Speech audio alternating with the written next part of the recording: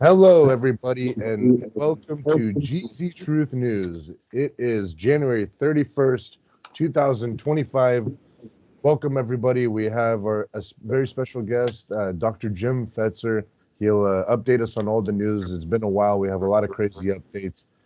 Jim, thank you very much for being on here. Let us know what's going on. What did we miss? How are you? What's up? Yeah, my great pleasure. Yeah, it's a delight. Of course, we had the inauguration, which was moved inside, although the weather was claimed to be the reason. I think it was a pretext for security reasons. Snipers can take out targets from a mile away. So, I think that was a wise decision. It went off without a hitch. Lots of fascinating stuff because since Biden had made so many decisions using executive orders, Donald Trump, now in office, can undo those executive orders, which is why you have such a massive flurry taking place right off the bat. His very first was undoing some 67 executive orders Biden had made about CRT and trannies and all that sort of thing, DEI. And he pulled us out of the Paris Climate Accords, which is a very wise thing to have done because fake climate change narrative has been used to undermine energy development, really the whole superstructure of gas and oil and coal running our economy, where we're extremely rich in gas and oil and coal. Trump, in fact, in his first administration, had made us energy independent. He will do it again. But in first, he's got to tidy up the situation by pulling us out. He's also taken us out of the World Health Organization. I applaud him. That's absolutely sensational. Now, he's made a couple of other moves about which I'm less enthusiastic, including now actually signing an executive order that allows for the deportation of foreign students who have participated in pro-Palestine, anti-genocide, experiences on campus. Personally, I think that's worthy, morally praiseworthy, totally appropriate. The genocide is a massive violation of international law, the Geneva Conventions, the Hague Convention, the UN Charter. The very idea that the United States is providing the weapons used to mass murder Palestinians is about as disgusting as it gets in my book. And of course, has made the United States and its erstwhile ally in the Middle East objects of scorn worldwide.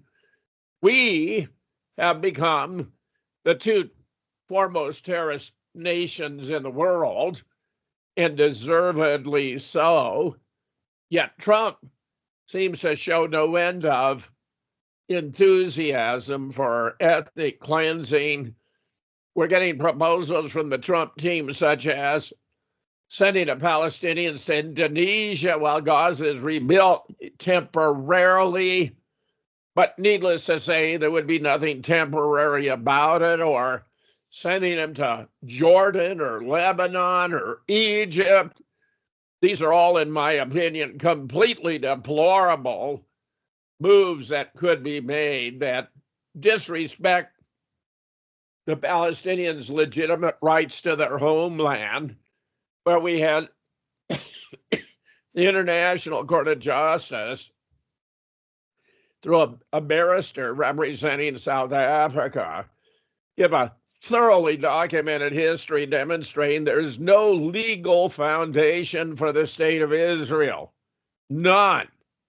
And while there is now a ceasefire in place, and it's been highly beneficial to Hamas in numerous respects, including that Israeli women who were released were praising Hamas for the humanity of their treatment, contrast with the sexual abuse, the torture, and other subjected by his IDF to Palestinian women. Not to mention, of course, all the killing of the children and so forth, where the numbers have to be about 250,000 by my best estimate. We're getting undercounts regularly about the slaughter in Gaza. And very sad to say, there's no obvious turn down, cutting off the supplies coming from the Trump administration, which I find utterly repulsive. We should be on the right side of history for a change. Turning attention to Ukraine, we find he has used a rabid dog like Sebastian Gorka to attempt to intimidate Vladimir Putin by suggesting that if Putin doesn't come to the table to discuss a ceasefire peace agreement, that the U.S. will send Ukraine weapons of a caliber that will make our passport appear like peanuts. That's a bad thing to say.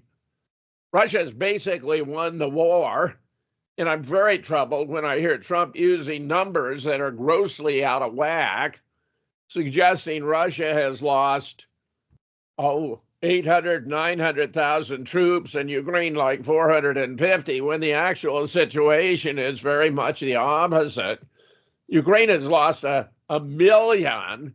The Soviets maybe 150,000. There was a recent exchange of casualties, dead, and Ukraine turned over like 47 dead Russian soldiers, while Russia turned over 747 Ukrainian. I mean, that's on the order of what's going on here. If Trump is being misled, and you have scurrilous individuals like Adam Schiff talking about deliberately giving him false information, then of course he's going to take action or make moves that are grossly out of whack with reality. Colonel McGregor, Scott Ritter, Larry Johnson, Colonel Wilkerson, perhaps the foremost authorities on the Ukraine war, all agree Russia has won the war. They have not only secured the Donbass and Crimea, but several other oblasts. If you look at maps of the Russian advance, it is continuous. They're gobbling up Ukraine, where its front lines are on the verge of collapse. Zelensky, in his latest appeal, suggested there should be 200,000 NATO peacekeepers coming into Ukraine to create a buffer with Russia. But think of the absurdity. NATO had been providing weapons and support, even troops, for Ukraine throughout. So how could anyone regard NATO troops as a neutral force? Russia, of course, has rejected out of hand. Any resolution is going to have to take place on Russian terms, which include that Ukraine never become a part of NATO, that Russia secures the territories it has taken into control, that there be a demilitarization of Ukraine. That means really basically an elimination of the Ukrainian armed forces, where Russia can then determine what forces are needed, for example, to maintain the border or put down internal conflicts, and denazification. And many don't appreciate the enormity of that project. This has been a monstrous regime since Victoria Nuland engineered the coup in 2014 using $5 billion in American taxpayer dollars to depose the Russia-friendly president and install a Western puppet of whom Zelensky is a successor. And because his term in office expired like last May, Putin has astutely observed there's no legitimate leader for Ukraine. He is not the legitimate president. And I just worry that if Trump doesn't get accurate information, that he may act in the delusion that somehow Ukraine has been winning the conflict, when in fact its front lines are on the verge of collapse. While I believe for some time that we're back channel relations going on here, communication between Putin and Trump, that appears not to be the case. And while Putin has made several observations that are very cordial toward Trump, including endorsing the idea Trump had floated that if he had remained president in 2020, that this would never have come to pass, even suggesting that if the 2020 election had not been stolen, and this is the first foreign leader to endorse the 2020 election as having been stolen, all of us who've been following the case know from the mountain of evidence presented by Senator Ron Johnson of my state, Mike Lindell and his experts, Dinesh D'Souza and the 2000 Mules documentary, how massively that election was stolen. Indeed, because Trump was ahead and it looked like he was going to comfortably coast to a victory, they stopped counting ballots in the swing states around 3 a.m. And when they resumed, there'd been a huge jump in Biden votes because they dumped in some 15 million phony votes for Biden. The Democrats, of course, have been bananas, attacking anyone who suggests it wasn't a fair and free election. But the evidence is so overwhelming that there is simply one more indication of their failure to remain in contact with reality. So while Trump is doing a whole lot of things domestically, securing the border, raids are taking place to deport criminal illegals. Kristi Noem herself, the new head of DHS, even participated in a raid in New York City. He's dispatched 1,500 troops to our southern border and promised another 10,000. We're having some minor firefights between cartel and border agents who are finally able to perform their duty. We are going to have a war with the cartels, mark my words.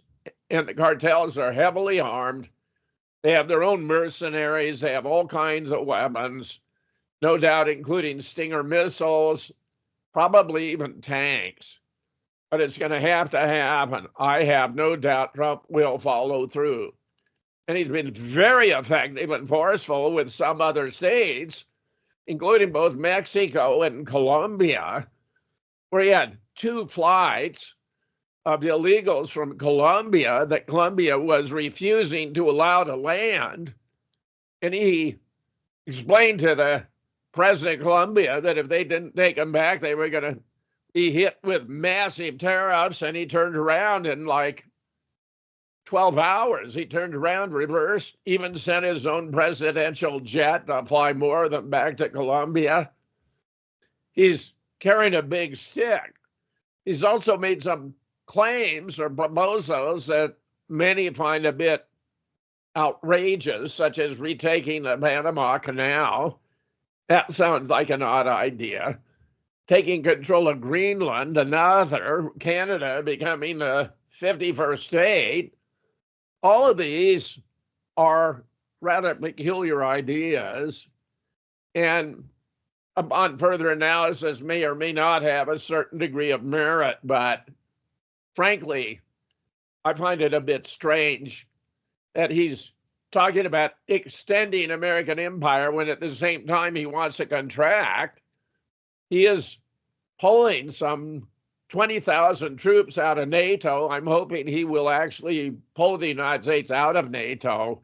He's demanding that NATO should increase its support, financial support, to 5% GDP from 2%. He gave a masterful speech at the World Economic Forum in Davos by Zoom, where he laid out a whole lot of propositions about making America great again, denying the green energy movement, and a host of other issues, I and others were highly impressed.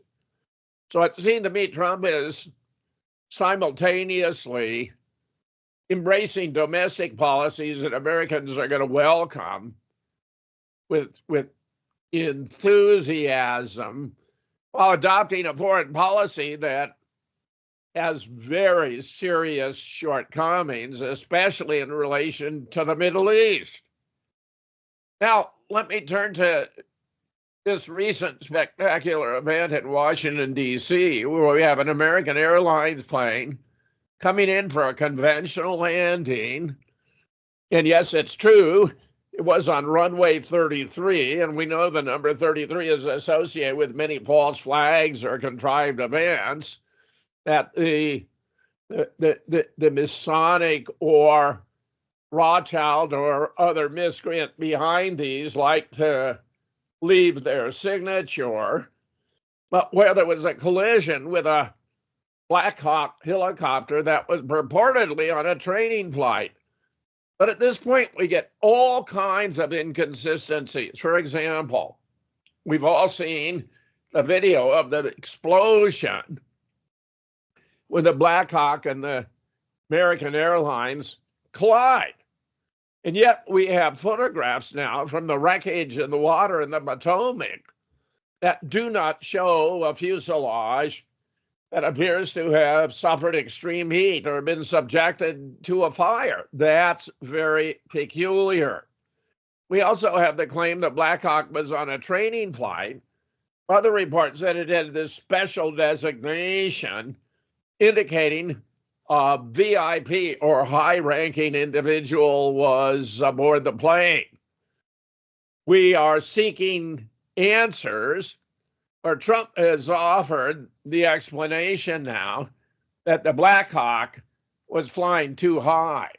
By regulation, it shouldn't have been above 200 feet, and yet it appears it was. And I'm just very disturbed.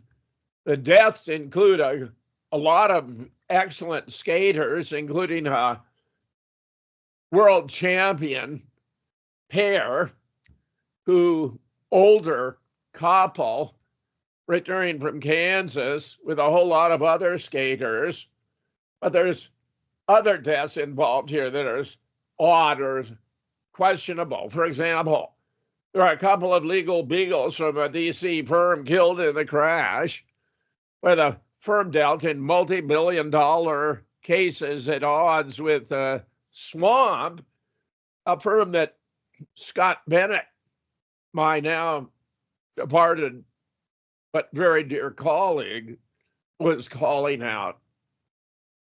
And it's not inconceivable that this was a deliberate hit. I mean, there have been numerous takedowns of aircraft internationally that were designed to take out only one person at the expense of collateral damage of hundreds. In this case, there's some 67 dead. So what's going on here is very, very curious. In any case, Trump has made a statement that it was by virtue of DEI, diversity, equity, inclusion, or as a caller to my show observed, didn't earn it,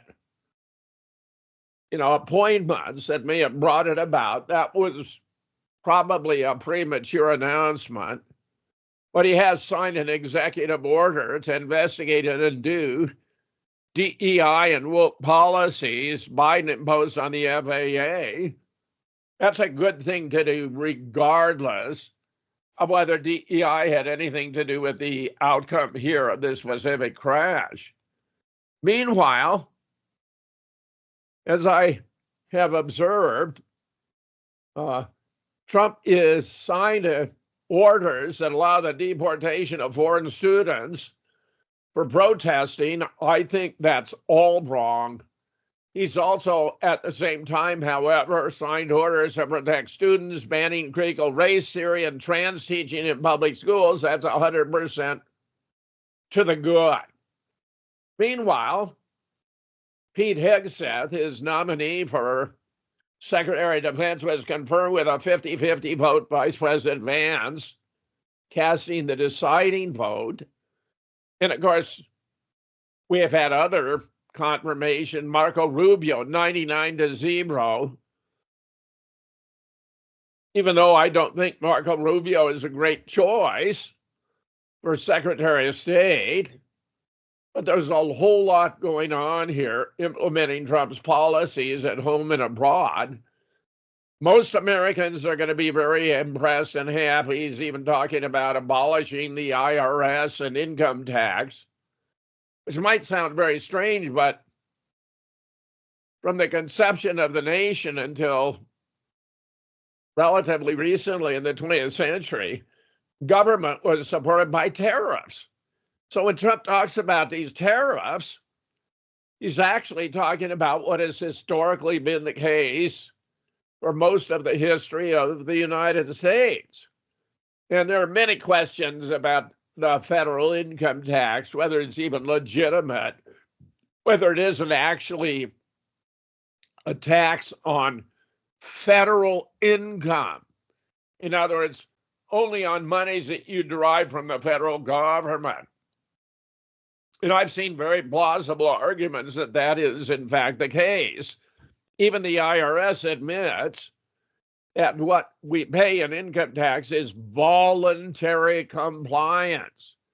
And there have been any number of lawsuits challenging successfully the right of the IRS to take our money in the form of income tax, which haven't received a whole lot of publicity, but do appear to be well-founded legally.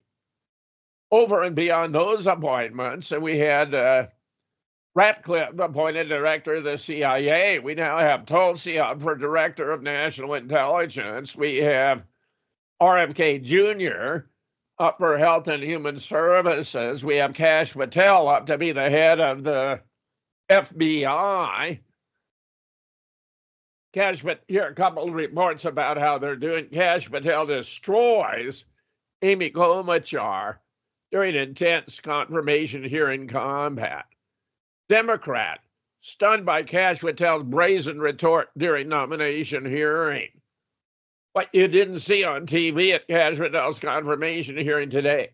The guy appears to be well positioned to eviscerate a very corrupt agency. Well, we even have a report now that Trump has directed the highest ranking agents to clean out their desk by 5 o'clock today. So there's a whole lot going on. Then we got Tulsi, of course, under the microscope. She's telling senators truths about the Middle East they don't want to hear, such as that our government supported al-Qaeda in Syria. Tulsi is, I think, unique among members of Congress to have traveled to Syria to speak with Bashar al-Assad, who was a democratically elected president of Syria. I thought that was a very courageous act. She's a lieutenant colonel in the Army Reserve. She was a medical corps. I think she's a woman of immense integrity and intelligence. Here's another. Record shows Tulsi Gabbard was not an apologist for Russian-backed Syria. I mean, the allegation being made against her are, in many cases, simply ludicrous. Similarly, with RFK Jr., Big Pharma, I guarantee you, is going all out, investing a lot of money in attempting to defeat RFK Jr. from becoming Secretary of Health and Human Services.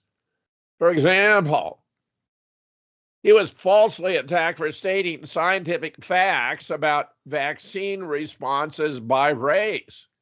Turns out there are racial differences that, of course, related to our DNA that show how different groups have responded.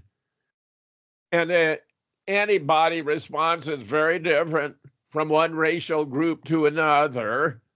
It's also true, even in the Journal of Epidemiology, ethnic differences in immune responses to hepatitis B vaccine, not just the COVID shot, which we all know now is in fact a bioweapon designed to kill and maim.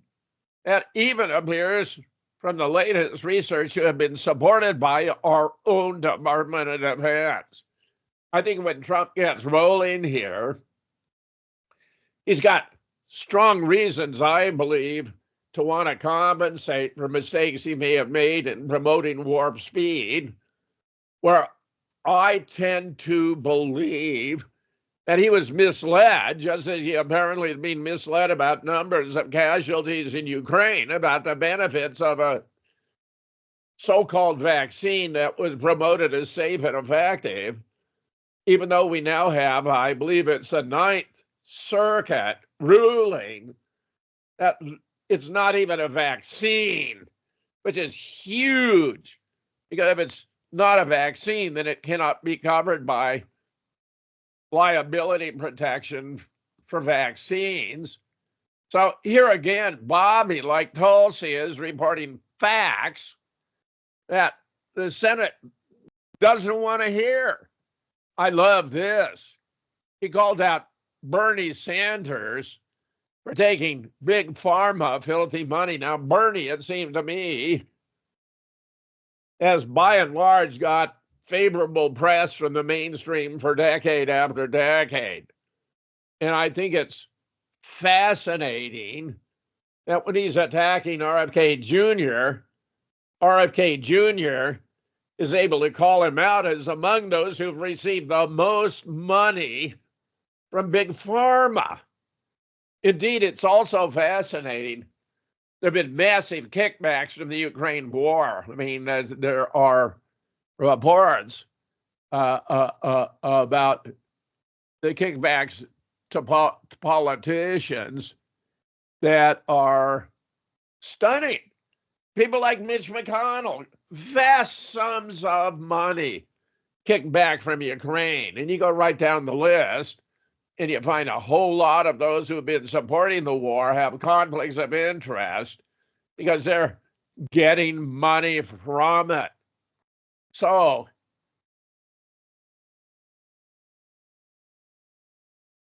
here's a second smartest guy in the world talks about Day 2 confirmation hearing post-mortem.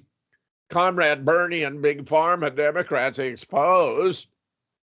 Confirm RFK Jr. today. Ultimately, the only thing that will save our country and our children is if we choose to love our kids more than we hate each other. That's a Bobby observation. Very impressed. I think he'll make a superb Secretary of Health and Education. Here's another comment. Communism really is a scourge. Comrade Sanders never worked a day in his life in the private sector, but is now rich thanks to his Big Pharma lobbyist handlers while feigning outrage over risks. RFK Jr.'s well-reasoned stances exposed. Mass arrests can't come soon enough. I'm very, very glad that RFK Jr. is under consideration for a crucial nomination. His book about Fauci and Big Pharma is devastating. A friend of mine has been reading, and he explained to me he's got to put it down every couple of pages because it's so thorough. And, excruciating to read the abuse to which the American people have been put by Big Pharma and the CDC, the FDA, NIH. Bobby would clean that up without any doubt. Meanwhile, are you surprised? Congress exempted itself from the COVID shot. Here's Dr. Jane Ruby reporting. This Congress exempted themselves from the COVID shots along with their 3,000 staffers On what basis did they do this, given it was such a dangerous virus and the shots were 95% effective, or so we were told?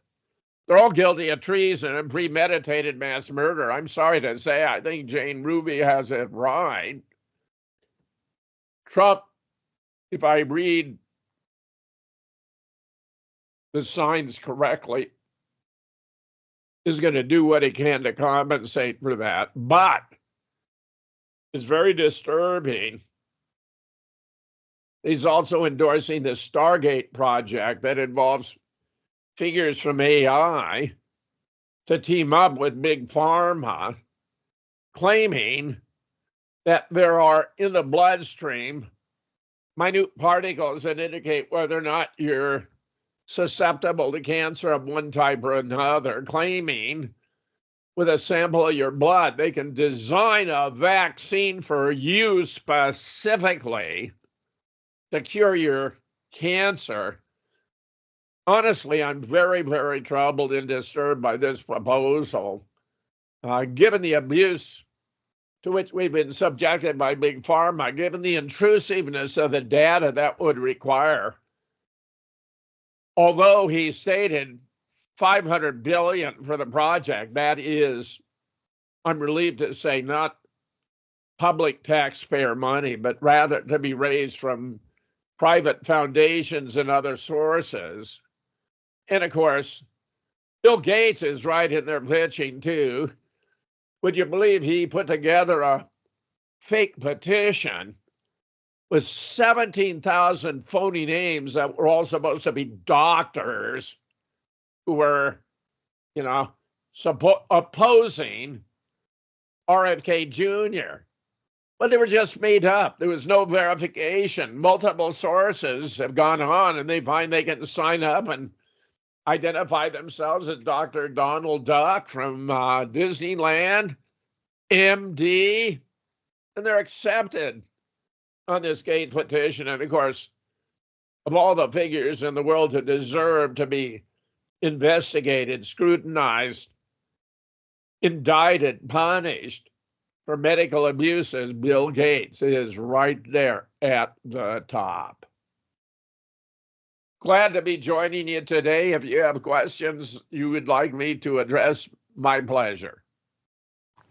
Thank you very much, Jim, for all the updates. It's definitely been lots of interesting events going on the past few days and weeks.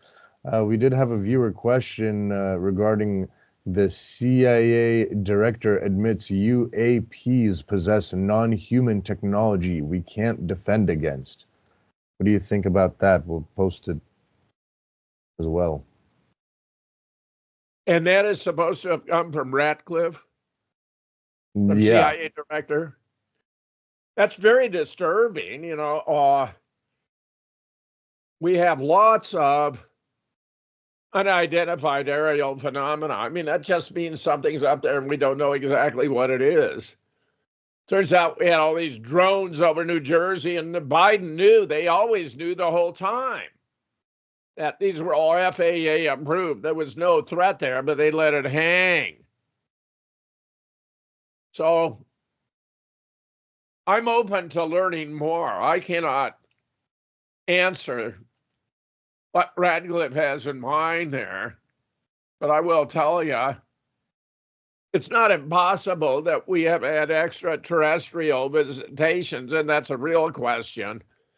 But I've been tremendously concerned that they were going to fabricate an alien invasion, use holographic projections that look 100% authentic and real in order to create panic among the American people to impose more control over our lives.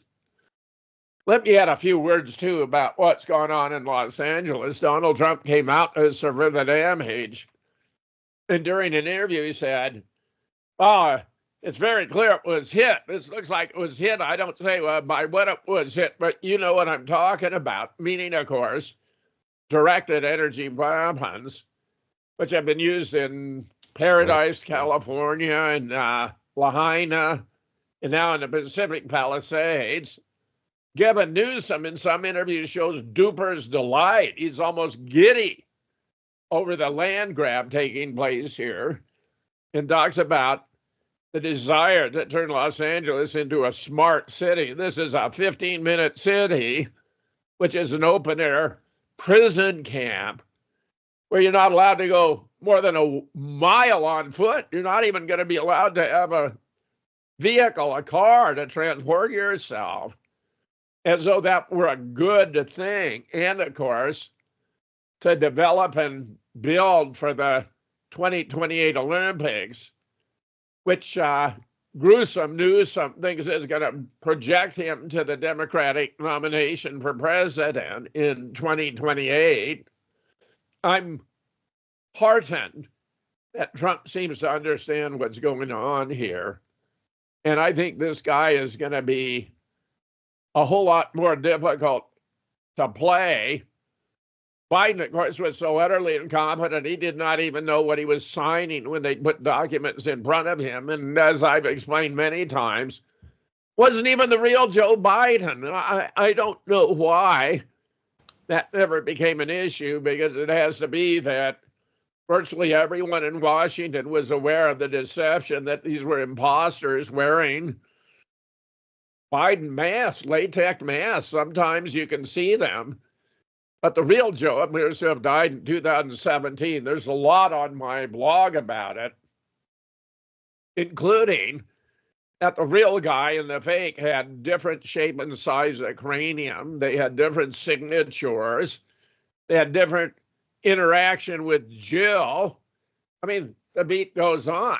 You go back to early videos of the real Joe Biden, say from 2007, and you find Joe is very animated, very expressive, uses his hands a lot, just as do I, very articulate, compared to the guy in the office who's like a mummified version. No affect, no use of hands, difficult articulation. So here is just one more scandal yet to be fully unearthed. I'll just say, Trump's off to a fast start. Very good. I give him an A in domestic, but a D, or even an F in foreign policy, particularly regarding the Middle East. And if he doesn't get his act together regarding Ukraine, that could turn out worse. Though I believe actually he will get his bearings, that Putin will help him out, and that war will be resolved on Russian specified dictated terms, as well it should. So that's not a complete answer about the ET phenomenon. If you got Ratcliffe talking about it as a real possibility, then I say it has to be taken seriously. And I'm glad you mentioned it, because it gives us a lot to ponder. Yeah, and the fact that nobody's mentioning it, I mean, of course, the lamestream media will never mention anything like this, but, you know, it just seems like it would be mentioned a lot more popular. But Jim, thank you very much for coming on the show. We really appreciate it, to keep us all updated and staying tuned with everything. Let's hope with Donnie Boy in the office, we got a lot more optimism and a lot of great things happening. Hopefully he makes the dollar stronger, stops printing money. He said he's going to be a peacekeeper. So let's make it happen. Agreed. Real pleasure joining you once again. Thank you. Take care, Jim. Stay tuned, everybody. Bye for now.